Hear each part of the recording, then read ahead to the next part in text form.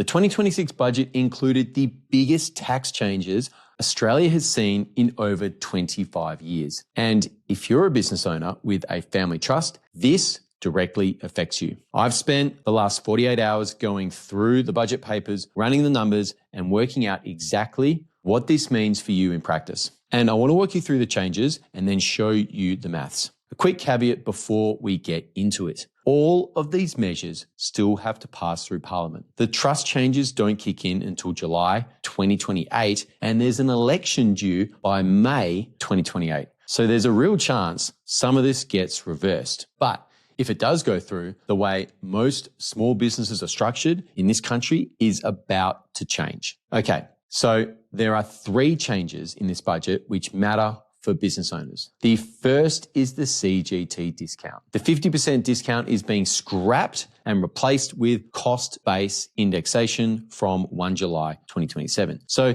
instead of half your capital gains being taxable, you'll adjust the cost base for inflation and then pay tax on the real gain. On top of that, there's a new 30% minimum tax on capital gains. So even if you have no other income, say you've retired and you're selling an investment property, you'll pay at least 30% tax on that sale. The second is negative gearing. From 1 July 2027, you can only negatively gear new residential builds. If you buy an established property after budget night, the losses get quarantined. They can only offset rental income or capital gains from residential property. Now, we're not sure if you have to offset the losses from a particular property against the gains or later income against that property, or if it can be applied across a portfolio, but there's huge changes on the way, and it's going to change the way that people in this country own and buy residential property investments. Everything purchased before budget night is quarantined. And the third, which is the one I want to spend most of the time on now, is the 30% minimum tax on discretionary trusts from 1 July 2028. So the government is putting a 30% floor on all income that flows through a discretionary trust. The trust pays the tax, and then the beneficiary gets a non-refundable tax credit for that tax when they lodge their own tax return. Now, 30% sounds pretty reasonable until you actually run the numbers on what that means, because 30% is an average tax rate. And to hit a 30% average tax rate as an individual, you actually need to earn around $230,000. That's well above the top tax bracket. Now, let me show you what that looks like. Now, let's say you've got a trust, and this trust, let's say, has $200,000 of taxable income at the end of the year. Now, the 30% tax means that the trust is going to pay $60,000 in tax. Now, if we've got 2 individuals here and they haven't taken a wage from the business or the trust, and in the past we would have split the income equally between these 2 individuals, say, so you've got $100K to each individual right before tax. Now, the thing is that the tax on $100,000 before the Medicare levy is $20,000. And because this $60,000 here is tax paid by the trust and it is a non-refundable tax credit, that means that these 2 individuals here are going to have no more tax to pay, but they're also not going to get a refund of that additional tax. As we can see here, the total tax would have been $40,000. And of course, we've actually paid $60,000.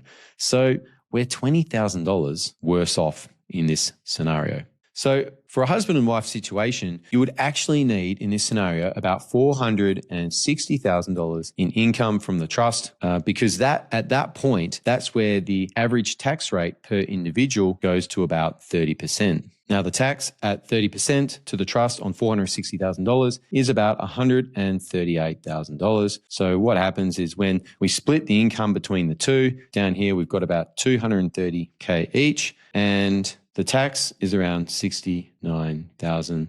So to actually claw back that 30% tax that the trust has paid, we need to have a significant amount of income in the trust. Most of my clients are service-based businesses doing 1 to 5 million in revenue. They're profitable, but not all of them have consistent income of this sort of amount. But there is something you can do about this, and it's paying a wage of at least $45,000 to each individual. That uses up the lower tax rates, and then any trust income on top of that comes with the tax credit of 30%. This works because after $45,000 of income, the individual tax rates go to 30% and progress upwards from there. So what this looks like is that we would have a wage to each individual of at least $45,000. And then the balance of the income, using the example we had before of $200,000 of income from the trust, well, we've just paid $90,000 of it as a wage, so we've got $110,000 left. The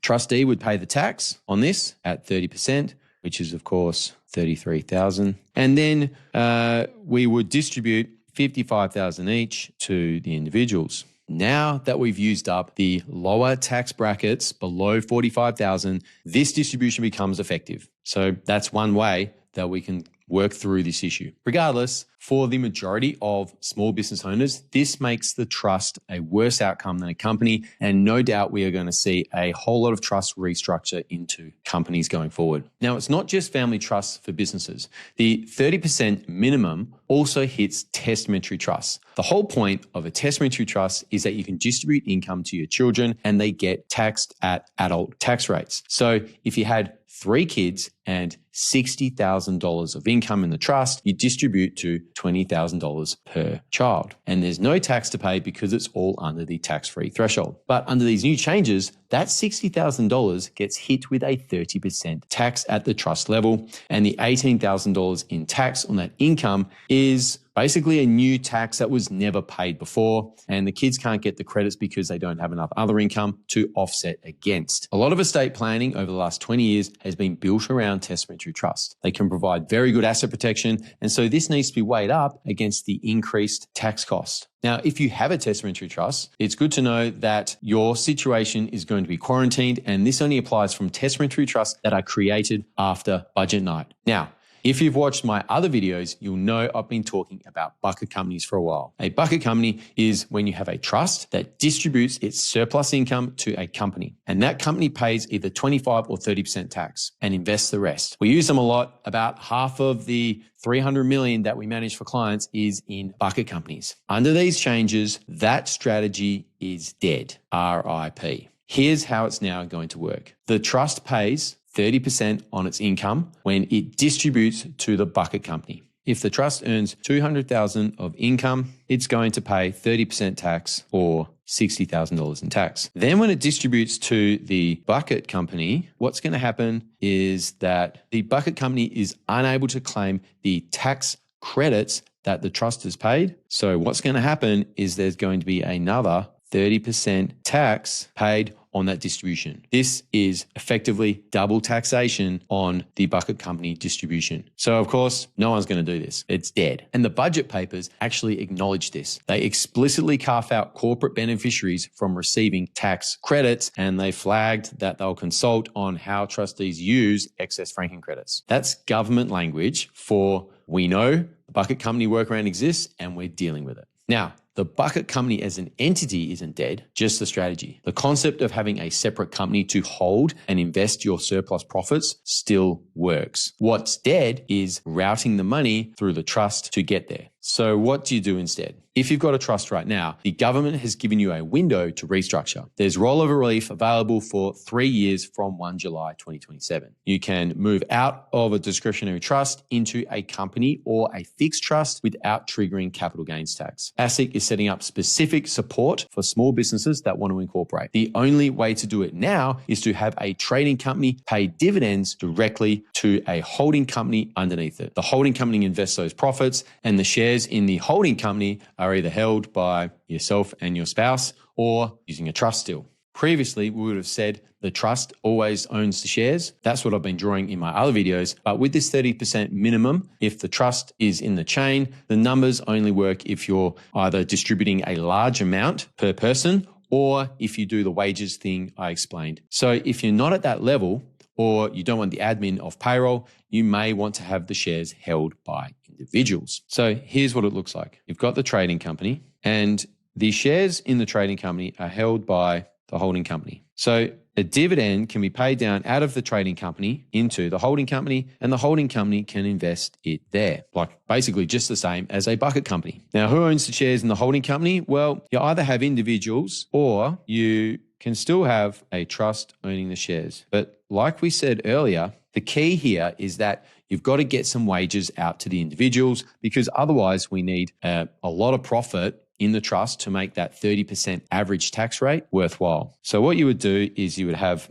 wages from the trading company to the individuals. Then if we do have any dividends out from the holding company, that goes via the trust. Of course, we have our new 30% tax. But because the individuals have wages, we've used up those lower tax rates up to the $45,000 threshold. And then we're happy about paying out the distribution to the individuals on top of their wages. Now, the other option is just paying wages to individuals instead of distributing anything from the trust at all. The only problem with wages is that at some point you hit payroll tax, and the threshold is different across the different states, but it's roughly around $1 million.